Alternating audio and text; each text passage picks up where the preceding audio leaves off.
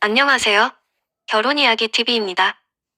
오늘은 제가 나르시시스트 남편의 눈물에 속아 넘어간 답답한 저의 근황에 대해서 이야기해볼까 합니다. 저도 참 이런 상황을 맞닥뜨리게 되니 제 자신이 너무 밉고 한심하고 나는 왜 이 모양으로 태어났을까 하고 자꾸만 제 자신이 너무 못난 사람 같아 매일 자책하고 있습니다. 우선 나르시시스트 남편은 작년 11월에 소송 취하할 때 변호사 사무실에서 함께 작성한 각서대로 이행하고 있지 않는 상황입니다. 딸아이와 언제든지 연락하고 보고 싶으면 언제든지 만날 수 있게 해줄 것처럼 해놓고는 얼마 전 지인으로부터 충격적인 이야기를 듣게 되었습니다. 회식 후 늦게 귀가한 남편이 딸아이의 핸드폰을 열어 문자를 보다가 저와 문자를 주고받은 것 때문에 화가 나서 자고 있는 딸아이의 뺨을 때리고 아이를 엄청나게 혼냈다는 말을 듣게 되었습니다. 그리고 저희는 10년 동안 살면서 열심히 직장 다니며 장사하며 모은 돈으로 현재 아파트 2채와 자동차 2대 보유하고 있습니다.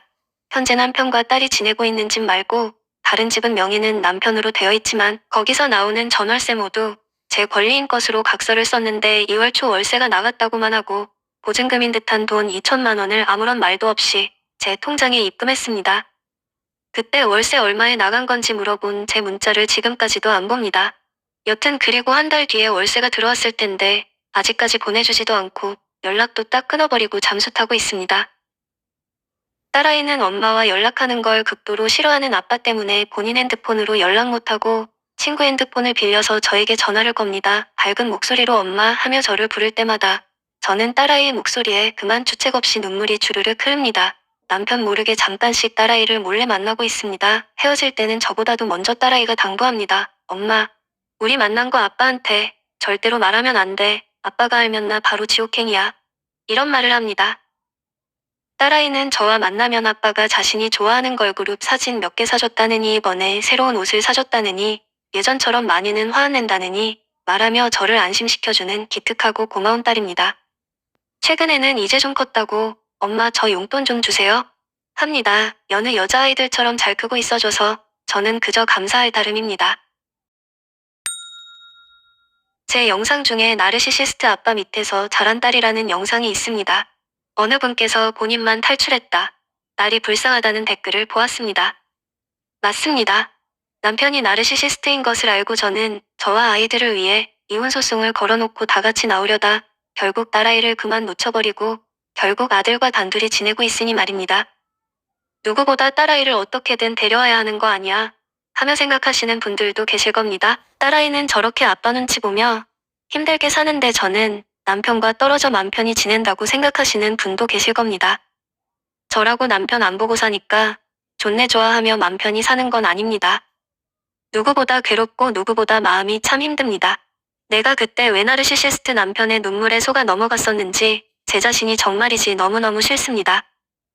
내가 그때 남편의 눈물을 보고도 용서하지 말았어야 했는데 그때 남편의 반성하는 듯한 태도를 외면하고 밀어붙였어야 했는데 왜 나는 그때 마음이 약해져서 소송을 취하했을까 하며 저를 수도 없이 원망하고 미워했던 것 같습니다. 나르시시스트는 자신이 불리할 때면 가면을 쓰고 거짓말도 서슴지 않고 한다는 사실을 알고 있었음에도 그의 거진 눈물에 속아 넘어가 소송 취하를 해줬으니 남편은 속으로 얼마나 쾌재를 불렀을까요? 결과적으로 나르시시스트 남편에게 강한 확신만 들게 해준 겁니다. 나르시시스트 남편과의 이혼이 순탄하게 될 것이라는 저희 큰 착각 때문에 상황이 더 나빠지고만 있습니다. 저는 정말이지 남편과 만나서 얼굴을 본다는 생각만 해도 치가 떨려 미칠 것 같습니다. 저의 선한 의도를 자신의 권리로 착각하는 남편의 이기적인 태도에 저는 이제 누구도 믿지 못할 것만 같습니다. 저는 남편이 딸을 때렸다는 말을 듣고 나서 바로 다음날 변호사 사무실로 가서 상담하고 왔습니다. 이혼 소송하면서 임시양육자를 엄마로 해서 하면 된다 하시고 각서가 증거자료가 될 수 있다고 하셨습니다. 그런데 딸아이를 데리고 올 수 있는데 중요한 것은 딸아이가 가사조사관에게 엄마랑 살고 싶다고 분명히 의사표현을 해야만 한다는 것입니다. 그러면서 딸아이를 잘 설득해보시라 말씀해 주셨습니다. 그리고 나서 저는 딸아이를 만나서 이야기를 했습니다. 자초지종을 이야기해주니 딸아이의 눈빛이 순간 근심 가득한 눈빛으로 바뀌며 말이 없다가 엄마나 좀 더 생각해보고 말해줄게 하며 갔습니다. 며칠 뒤 딸아이를 만나서 이야기를 나눠보았는데 아직 아빠랑 지낼 만하니 소송하지 말라고 하는 겁니다. 딸은 제가 소송하는 것을 반대했습니다. 그래서 저는 묵묵히 때를 기다리고 있습니다. 남편 원망만 하며 허송세월 보낼 순 없으니 저대로 또 먹고 살기는 해야 하기에 가사 도우미와 하고 싶었던 공부를 병행하며 나름대로 열심히 지내고 있습니다.